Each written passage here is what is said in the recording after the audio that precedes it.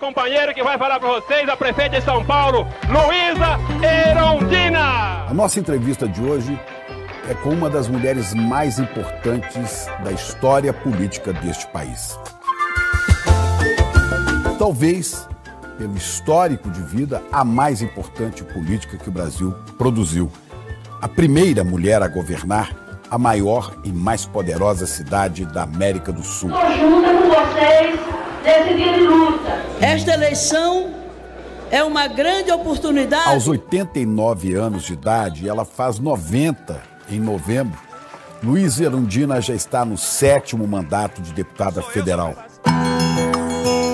Paraibana, filha de retirantes da seca, ela migrou para São Paulo em 1971, onde começou por aqui esta longa carreira política.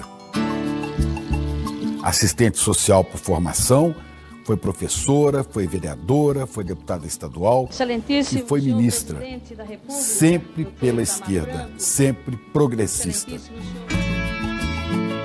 Foi uma das fundadoras do PT, o Partido dos Trabalhadores, ao lado de Lula. Agora ela está no PSOL, Partido do Socialismo e Liberdade.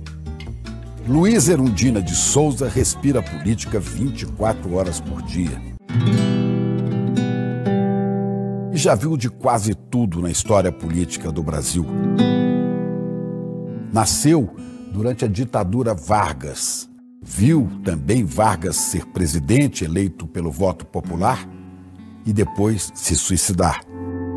Viu de perto o golpe militar de 64 e as consequências dele. Viu a volta da democracia, a eleição do primeiro trabalhador presidente da República e o crescimento da extrema-direita no Brasil com Jair Bolsonaro. Essa canalha, Folha de São Paulo. Passa a palavra para o deputado Rogério Marinho. Luísa Erundina é uma das parlamentares mais ativas e influentes que temos. Amo você. E ela já cravou. Este que está aí é o pior Congresso Nacional de todos os tempos. Socialista, libertária, Erundina resiste. E do governo brasileiro? Não, não me canso. Acredita que os sonhos não envelhecem, como diz a música de Milton Nascimento, e que a paixão pode mover a política do país.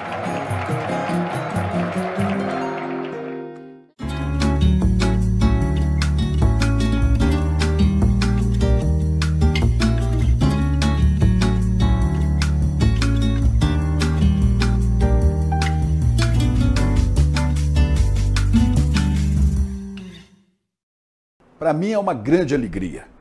Para nós do ICL é mais que isso, é uma honra receber aqui Luísa Erundina de Souza, nossa deputada federal, né? A mais idosa entre os parlamentares, está chegando aos 90, né? Sim. Aos 90, com Este uma lucidez incrível, com uma capacidade enorme de enxergar o Brasil, olhando para essa história. Luísa Erundina já viu de tudo, né? Eu dizia aqui na abertura, né? Nasceu durante a ditadura do Estado Novo, um pouquinho antes dela Estado ainda, Novo, né? exatamente. Pouco antes. Ainda me lembro dele, eu era muito criança, mas eu me lembro das restrições que lá em Uiraúna, na região seca do Nordeste, que nem era cidade ainda, era um distrito de uma outra cidadezinha, e já se vivia as restrições da ditadura de Vargas naquele período. E depois viu, já adulta, né, o governo Vargas eleito, o suicídio de Vargas, as crises. A ditadura de 15 anos, né? A ditadura militar, o golpe, a ditadura, a redemocratização, a fundação do PT, você estava presente, né? E todo um impeachment de Collor. Quer dizer, todo esse processo, impeachment da presidenta Dilma, todo esse processo, Bolsonaro, extrema-direita no poder, retomada do poder. Tive que sair do Nordeste por perseguição da ditadura, né? Como é que começa a sua história? Eu nasci em Uiraúna e fui migrando no próprio estado, né, com a ajuda de uma tia, que tinha uma filha professora, e que ainda conseguia pôr uma filha para estudar até para que ela pudesse ajudar na sobrevivência da família. Eu dou graças a essa minha tia, irmã da minha mãe, filha, as duas eram irmãs únicas da família, e a minha tia ficou viúva com 30 e poucos anos, uma filha mais velha professora, se formou no curso normal, lá em outra cidade, e que me adotaram de uma certa forma, né? Eu fiz o curso no grupo escolar, em Uiraúna, que só tinha um grupo escolar, o primário de 15 anos, de 5 anos, e como eu queria muito estudar, né? Por uma razão que eu mesmo não consigo me explicar. Pois é. Porque eu fiz uma ruptura, a primeira ruptura que eu fiz na vida foi não seguir a linha que se seguia das mulheres da minha geração, da minha classe social. Todas se casavam muito cedo e tinham uma filharada tão grande quanto a minha e a da minha tia, e repetia aquele modelo de família pobre. Né? O Uiraúna, não é? É um lugar pequeno, né? Sim, muito pequeno. Ainda hoje é pequena, né? É pequena. Como é que era a vida? Quantos irmãos, quantas irmãs? Nós éramos 10. 10? 10. Metade homem, metade mulher. Meu pai era artesão, fabricava celas. E ele tinha a fama de fazia celas que não machucavam os animais. Então, o mestre toeiro era famoso por esse mérito de fazer celas para os animais que não feriam os animais, não machucavam os animais, né? E minha mãe, né, ajudando a criar 10 filhos.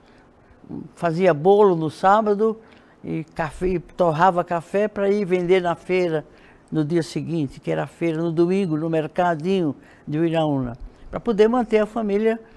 Quando chovia, quando tinha inverno. Mas aí a seca. Já tinha que ter inverno. A seca que tocou essa família para fora de Uiraúna? Ah, sim, muitas vezes. 2 vezes meu pai nos tirou de Uiraúna para algum outro lugar de outros estados, inclusive, para o Ceará, as duas vezes, né? Crato e Fortaleza. Primeiro para Fortaleza, ele fazia arreios também, né? Como celeiro.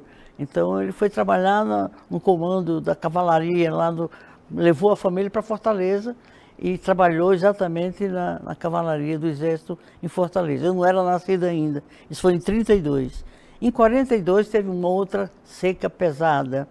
Então, aí a família já estava de novo em Uiraúna.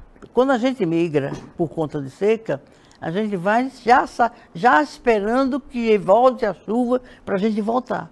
A gente não vai definitivamente. É a asa branca do Gonzaga. Exatamente, né? Agora, a família se desagrega, né? Os filhos mais velhos, ou por um empregozinho que conseguiu, ou porque uma namorada, vai ficando um pedaço da família em algum lugar por onde se passa, no período da... Graciliano Ramos, Vidas Secas de Graciliano Ramos, era aquilo lá. Eu vivi, né, Vidas Secas naquela época. Você criança, adolescente, sofreu muito? 5 anos. Sofreu, tinha noção do que era isso? Sim, eu não tinha consciência plena. Mas, por exemplo, nós viajávamos de madrugada para tomar um trem numa estação perto de Uiraúna, né? E meu pai alugava um burro e punha 2 caçoais para pôr as crianças dos caçoais, enquanto que os adultos iam a pé. Calor. Já imaginou o que é uma seca no Nordeste, viajando a pé, quilômetros e mais quilômetros, sem saber para onde vai? Eu chorava e engolia o choro, porque eu já percebi o sofrimento dos meus pais. Eu já tinha consciência de que não podia... Com 5 anos você não queria que eles... Exatamente, aumentar a preocupação deles. Eu não me lembro de ter sido criança, então eu já vivia aquele drama do Nordeste. E mais, Chico, eu não entendia porque havia famílias que não precisavam migrar porque não tinha chovido, né?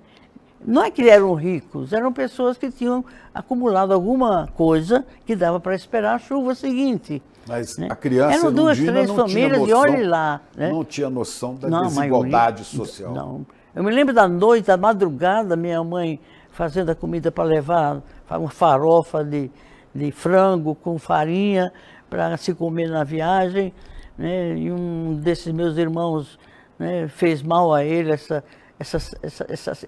farofa de frango né, no calor do Nordeste, viajando dias e dias. Aí ele teve uma diarreia no meio do caminho, que foi um drama, numa pensãozinha que a gente dormiu na primeira noite. Então, era tudo muito dramático e nos colocava numa condição de ser adulto. Você se percebia como se fosse adulto, junto com os outros. Quando é que surge essa consciência de que o problema não é exatamente a seca, mas é um sistema, uma estrutura? Isso, eu na adolescência já tomei consciência disso. E tanto é que eu rompi com um padrão cultural que era de ter que me casar, ter muitos filhos e para reproduzir aquele modelo, né? Porque a gente não tinha perspectiva.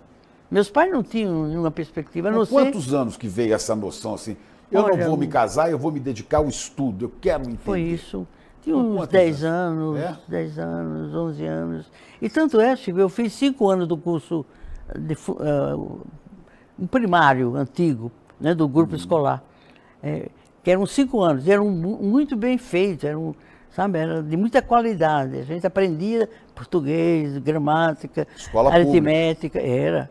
E eu terminei os 5 anos e eu teria que ir para outra cidade para fazer o exame de admissão, para poder fazer o ginasial, curso médio, né?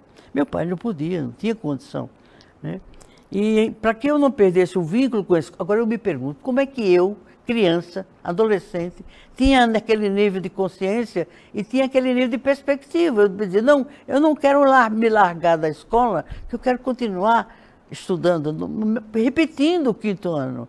Porque eu tinha a expectativa de que alguma coisa aconteceria para que eu pudesse continuar a fazer o curso ginasial. E foi exatamente no momento em que meu pai me viu, eu repeti o 5º ano, aí meu pai me viu, né, a vontade que eu tinha de continuar estudando, que ele disse, olha, você vai, minha tia disse que me levava para a casa dela, ela era tão pobre quanto a minha família, era viúva de 30 e poucos anos, a filha professora, e ela era costureira, e ela e a filha que sustentavam uma família grande, que era a família dela, e ainda mais uma boca. E eu percebia que não tinha comida suficiente para todas as bocas, nem dos filhos dela, imagina, mais uma boca. E eu tinha consciência disso, o quanto eu era um peso para aquela família. Mas a vontade de estudar era tão maior, tão mais forte, que eu me submeti àquela situação constrangedora de ser mais uma boca numa casa de pouca comida. Minha tia costureira, filha professora e muitos filhos, né? Mas aí eu consegui, com bolsa que minha prima conseguiu, fazer o curso, o exame de admissão para poder entrar como curso ginasial, com bolsa, né? Num colégio lá em Patos. Aí ela conseguiu um outro trabalho em Campina Grande, aí eles foram para Campina Grande e me levaram junto. E em Campina Grande, eu consegui concluir o curso ginasial com bolsa, tudo com bolsa, que ela conseguia para mim, né? E aí eu fiz o colegial, aí já tinha um colégio público, eu trabalhava durante o dia e frequentava o curso colegial à noite. Eu já tinha trazido minha mãe e minhas irmãs menores para Campina Grande, para pelo menos elas chegarem onde eu tinha chegado. Aí eu suspendi meus estudos. Porque eu queria ser médico, eu queria fazer medicina, mas para isso eu tinha que ir para João Pessoa. Meu pai não tinha condição. Ele, no máximo, conseguiu me manter na casa da minha tia. E eu me lembro que no primeiro ano ele disse, você vai, no começo do ano letivo, você vai. Se chover, você vai até o final do ano. Se não chover, você volta para casa, porque não tem como te manter se não tem chuva, não tem trabalho, não tem meios, né? Eu me lembro que eu rezava para que chovesse. Por isso o Neumann, quando escreveu aquele livro sobre minha trajetória, a mulher que veio com a chuva, foi em razão desse detalhe. O Nordeste tem muito açude e foi construído pelos trabalhadores rurais em épocas de seca. Não tinha como trabalhar, o governo mandava dinheiro para construir um açude e usava a mão de obra do trabalhador do campo, trabalhava por comida, né? Então os açudes, a água doce acumulada da chuva, era na terra privada, a terra não era dividida, porque a terra era do latifúndio, muito menos a água acumulada com dinheiro público, né, construída aqueles açudes da força de trabalho, né, sem nenhum direito, só para matar a fome nos longos períodos de seca no Nordeste. Mas essa consciência política sua, já no fim da adolescência, política mesmo, dessa contradição, ela veio muito cedo, na Chico, ela veio muito cedo. Eu sou o que eu sou hoje, toda essa trajetória minha, todas as minhas posições, as bandeiras pelas quais eu luto, né? Esse compromisso que me moldou na forma de ser profissional, assistente social, né? Ser militante política, ser uma liderança política. Eu devo a minha origem de classe. Eu tenho uma forte consciência da minha origem de classe. Ela é determinante. Ela foi determinante. Eu vou morrer, né, determinada por essa origem de classe minha e pelas causas que essa origem me inspiraram, né? Então, eu sou isso, eu não quero outra coisa. Inclusive, eu renunciei ao casamento, a ter filho, marido. Tem uma família enorme. Exato. Você hoje tem uma família enorme no dúvida. Brasil, né? Eu até faço parte dessa família. Então, eu vivi esse primeiro momento, assim, fui para Patos primeiro com minha tia, depois para Campina Grande também, já com elas, depois trouxe minha mãe e minhas irmãs para poder chegar onde eu tinha chegado, pelo menos fazer o curso ginasial. Campina Eram Grande. 3 irmãs mais novas que eu, né? E elas de fato, e eu suspendi os estudos. Eu fiquei 9 anos, terminei o curso colegial com a perspectiva de ir fazer medicina na capital, mas não teve condições objetivas. E eu optei por, não, eu vou trabalhar para manter minha família e minhas irmãs poderem chegar pelo menos ao curso ginasial. Mas nesses 9 anos eu já estava na luta pela reforma agrária, pela luta da pastoral da terra. Não era nas lutas camponesas, mas era a luta da pastoral da terra, com um bispo negro do Minas, Dom José Maria Pires. Eu conheci muito. Né? Conheceu, né? Trabalhava muito com Dom Chamavam Helder. no começo, chamavam de Dom Pelé, mas ele preferia depois ser ele, chamado de inclusive, Dom usava Zumbi. aqueles turbantes na cabeça, né? Da raça negra, da cultura negra. E era um homem maravilhoso. Ele e Dom Helder, convivi com eles na luta de resistência os dois, no Nordeste. A criação da Sudene, que foi um momento importante, o Celso Furtado. Eu vivi todo aquele momento, eu muito jovem. Mas a sua militância política começa aí, dentro da igreja? Começa dentro da igreja católica. Exatamente. Né? Exatamente. Nós íamos no final de semana, depois que a ditadura, né, baniu o movimento, né, o cabra marcado para morrer, né? Já tinha acontecido a tragédia, a morte de muitos, os assassinatos de muitos trabalhadores rurais, né?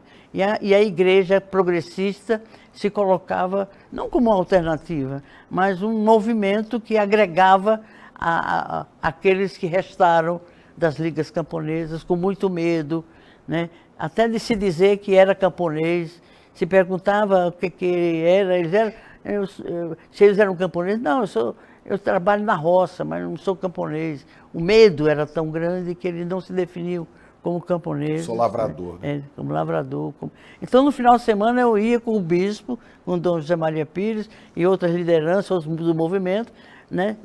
Debaixo das latadas com os trabalhadores rurais, para refletir, inclusive, o que tinha acontecido. E o seu curso de assistente social, de serviço social, terminou quando?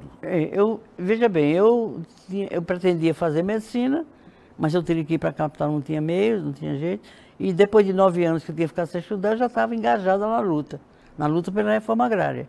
Porque a consciência de que não é problema de chuva, era problema de distribuição da terra que estava concentrada e a água também não estava dividida.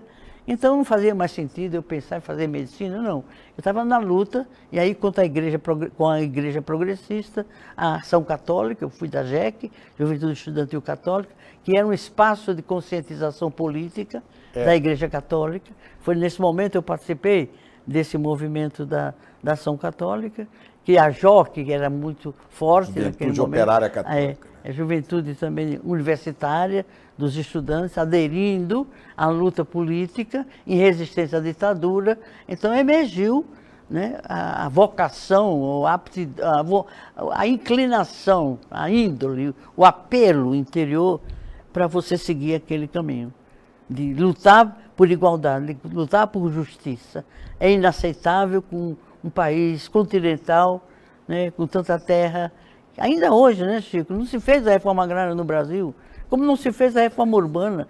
E eu tive que fugir de lá, no auge da ditadura, em 70, 71, quando eu vim para cá, cheguei aqui dia 28 de janeiro de 71, porque eu já estava sendo perseguida lá. São Paulo. Por conta Mas peraí, antes disso, você participou do programa de alfabetização do professor Paulo Freire, né? Sim, Você deu aulas lá? como estudante, sim. Lá no Sim, Nordeste? é com os camponeses.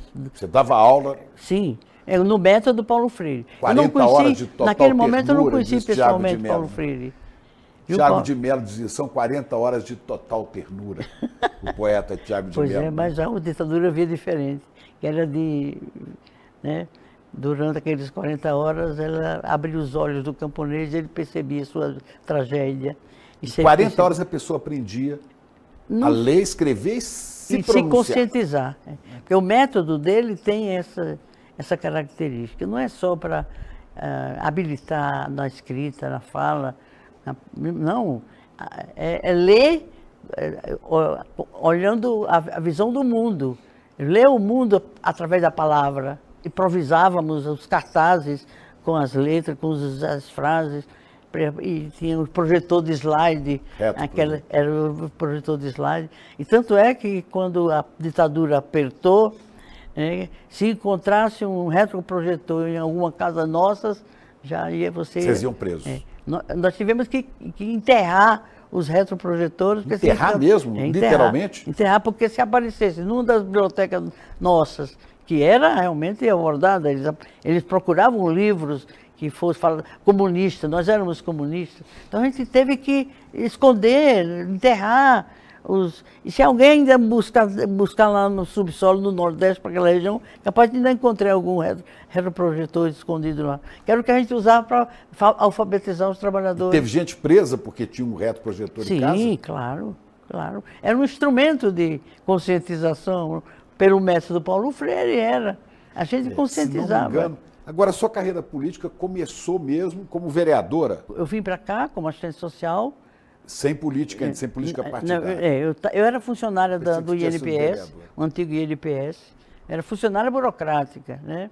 Mas eu fiz o curso de serviço social numa faculdade que eu ajudei a criar, lá em Campina Grande, junto com uma religiosa, uma irmã de caridade de um colégio lá em Campina Grande. E nós criamos o curso de serviço social. Eu fiz os 2 primeiros anos de serviço social na faculdade que eu ajudei a criar junto com essa religiosa, em Campina Grande. A minha biblioteca profissional está lá, eu doei nessa faculdade. E então aí eu vim para São Paulo como funcionária do INPS e eu vim para São Paulo em 67, 68, fazer o mestrado de Ciências Sociais. Eu tinha o serviço social e eu queria fazer o mestrado de Ciências Sociais. Vim fazer em São Paulo, a faculdade na Fundação Sociologia e Política, para lecionar na Universidade Federal da Paraíba. Não saí de João Pessoa, onde eu morava já. Eu tive que sair do Recife, onde tinha ônibus direto de Recife para São Paulo. Eu vim num ônibus da São Geraldo. E eu chorava, porque eu não queria vir, entendeu? Mas você veio para a maior capital nordestina do Brasil. Deixa eu te dizer, eu senti uma sensação de que estivesse deixando a luta para trás. É como se eu estivesse deixando a luta para trás. Aí cheguei em São Paulo, né? E aí fiz concurso para assistente social da prefeitura, fui bem classificada, a prefeitura me nomeou assistente social da prefeitura, concursada. E aí eu fui trabalhar onde? Nas favelas, nos cortiços e nos despejos de favela. Aí eu me descobri tendo que vir para São Paulo mesmo, porque a questão da terra está lá também, né? A terra no campo, né? E a terra na cidade. Não tem terra para trabalhar, o trabalhador não tem terra para trabalhar e para sobreviver. No campo, também quando chega na cidade grande, pressionada inclusive pelas políticas de governo que não criava condições de trabalho no campo, eles vinham para as favelas, para a cidade grande, ficavam nas favelas e nos cortiços. E eu me descobri, olha, é aqui que eu tenho que estar, porque a questão da terra também está aqui. E descobriu logo seus companheiros e companheiras de luta nas pastorais da Igreja Católica em São Paulo. Exatamente. Já era Dom Paulo Evaristo Arnes. Dom Paulo. Aí eu me identifiquei, aí entrei na luta para valer, já fazendo resistência na Secretaria de Bem-Estar Social, onde eu fui trabalhar, concursada. Era um coronel Ávila, um reserva do Exército, que dizem que ele também torturava, tinha sido torturador. Era esse o secretário da nossa Secretaria de Bem-Estar Social. E a sua entrada no PT, aliás, fundação do Sim, aí PT? eu assistente social. Aí eu fiz a militância política como assistente social. A gente era perseguida pelos governos para os quais nós trabalhávamos, né, como assistentes sociais, e fizemos um congresso de assistentes sociais, 3.000 assistentes sociais do Brasil, e no segundo dia do congresso, um pequeno grupo, eu junto, tínhamos nos reunido 2 dias antes do congresso e decidimos tomar a direção do congresso e dar um outro rumo, que era um congresso oficialístico, né, com as políticas que o governo estava... O governo da ditadura, né? Aí a gente, numa hora de almoço, era um congresso de semana inteira. No segundo dia, nós fizemos uma plenária de 200 delegados, era 3.000, tinha 200 delegados, e decidimos tomar a direção do congresso. Subversão pura. Subversão pura. E nesse congresso de 79, que nós tomamos a direção do congresso e destituímos a comissão de honra, que era constituída pelo prefeito da época, que era pelo governador, que era Maluf, que era o ministro do Trabalho, que tinha cassado as comissões. A gente destituiu essa comissão de honra, pusemos o Lula, que estava cassado, como trabalhador metalúrgico, a população que estava na luta contra a carestia. Quando nós fomos encerrar o congresso, depois de 3 dias desse segundo dia, que a gente destituiu a comissão e pôs uma outra, e eram os que estavam condenados pela ditadura, convidamos o Lula para fazer o discurso de encerramento. Por quê? Porque ele tinha tido aquela greve, primeira greve dos metalúrgicos, na época da ditadura. E o Lula denunciou na Vila Euclides, em São Bernardo, que a Volkswagen tinha contratado 200 assistentes sociais para fazer um trabalho para trazer a mão dos grevistas para voltar para o trabalho. Eles tinham contratado... Para furar a greve. Para furar a greve. E fez o discurso dele, ele dizia, aqui eu descubro que há assistentes sociais e assistentes sociais. Há assistentes sociais que estão com o povo, com os trabalhadores, e assistente social que está com os patrões. E aí ele sempre que ele me vê em algum evento, em algum ato, ele lembra esse fato. Eu o conheci nesse momento. E a partir daí, ele mandou alguém perguntar, se eu não tivesse filiada ou ligada a nenhum grupo esquerdista que existia na época, que ele estava pensando em fundar um partido e me convidava para estar com ele. A menos que eu tivesse algum outro vínculo. E aí foi que nasceu... Você se tornou fundadora do PT. Né? Isso é 1979. Em 1988, portanto, 9 anos depois, né, em 79, era governador de São Paulo, com todo o poder da ditadura e obras no estado inteiro, o senhor Paulo Salim Maluf. Exato. Em 88, 9 anos depois, a paraibana Luísa Erundina derrota Maluf, ganha uma eleição vencendo Maluf do PDS, vencendo José Serra, que já era do PSDB, né? Vencendo o Leiva, que era o candidato do Quécia. Que ele era secretário de uma área. Isso é difícil de entender. Mas aí, né? Chico, você falou isso em um certo momento da nossa conversa, de que se tivesse 2 turnos, eu não teria sido eleita. Eu fui eleita porque só teve um turno. Antes da gente começar o programa, você falou eu disse, isso. naquela época, você ganhou a eleição, que é uma coisa extraordinária. Mas entre isso, em 82, teve a primeira eleição que o PT participou, né? E aí eu participei como candidata a vereadora pelo PT. Primeira eleição do PT. E aí eu fui eleita vereadora de São Paulo. Eram 6 anos, era um mandato que vinha de um ajuste de sistema eleitoral depois da ditadura, né? E tinha que ser 6 anos para completar um período, para depois regularizar os períodos de 4 anos, né? Eu só fiz 4 anos porque eu já me candidatei a deputado estadual. Eu me candidatei não, o partido me designou. Eu nunca escolhi ser nada, Chico. ser vereadora, ser deputada estadual. Era missão te dar. Era missão, militante.